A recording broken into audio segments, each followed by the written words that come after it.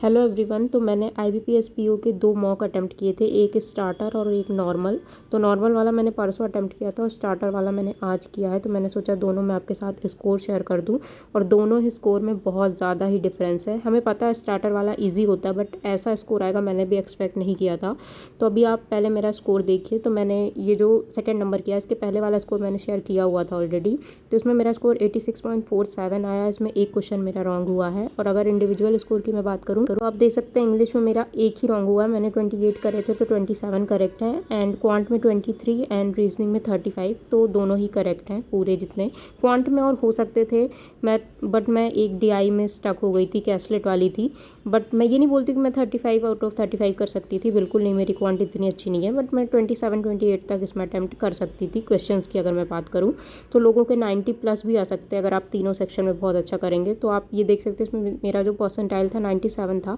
But ऐसा paper real exam में बिल्कुल भी नहीं आएगा, इतना ईजी नहीं आता है। आप ये मॉक कंसीडर कर सकते हो एज अ प्रैक्टिस के लिए कि अगर आपका कोई सेक्शन एग्ज़ाम में ईजी आ गया तो आपको इसमें स्पीड चाहिए होगी। इतना ईजी तो नहीं आएगा, फिर भी थोड़ी स्पीड के लिए आप इसको प्रैक्टिस में कर सकते हो। बट ये स्कोर पे बिल्कुल रिलाई नहीं करना है, बहुत ज़्यादा ही ईजी था ये। ऐसा तो रियल एग्ज़ाम कभी नहीं आएगा।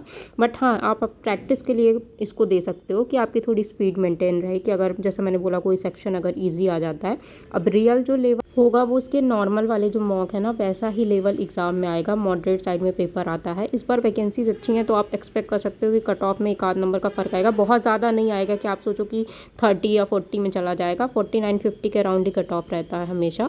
तो इसके लिए अगर आप प्रैक्टिस के लिए इसको आप कर सकते हो, बट मेन जो एग्ज़ाम लेवल है वो ऐसा आएगा। तो आप ये देख सकते हैं मैंने रैंडमली 5 नंबर मॉक लगाया था, तो इसमें मेरा स्कोर 58.39 आया है। कितना ज़्यादा डिफरेंस है प्रीवियस वाले स्कोर से। और इसमें मेरे 4 क्वेश्चन इनकरेक्ट हो गए थे।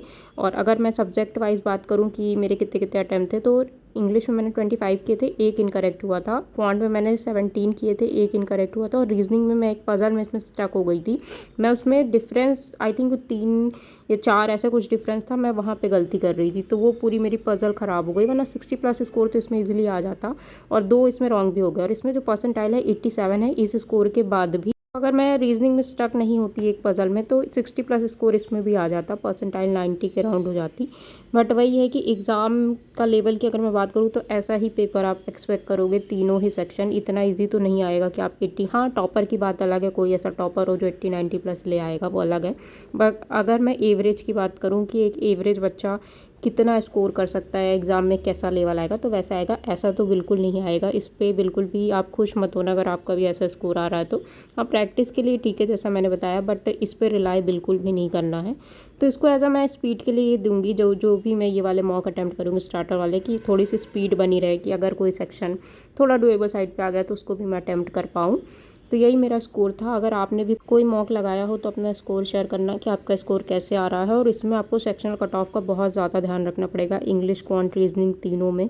क्योंकि SBI PO में तो सेक्शनल नहीं था, प्री में, मेंस में तो उसमें भी है, बट इसमें है। तो इसमें आपको स्पेशली अगर आप इंग्लिश अगर आपकी थोड़ा सा वीक है तो आप इंग्लिश पे ध्यान ज़्यादा दे सकते हो, क्योंकि लास्ट टाइम इंग्लिश का सेक्शनल बहुत ज़्यादा हाई था। तो यही है कुछ स्कोर। मिलते हैं नेक्स्ट वीडियो में। Okay, bye.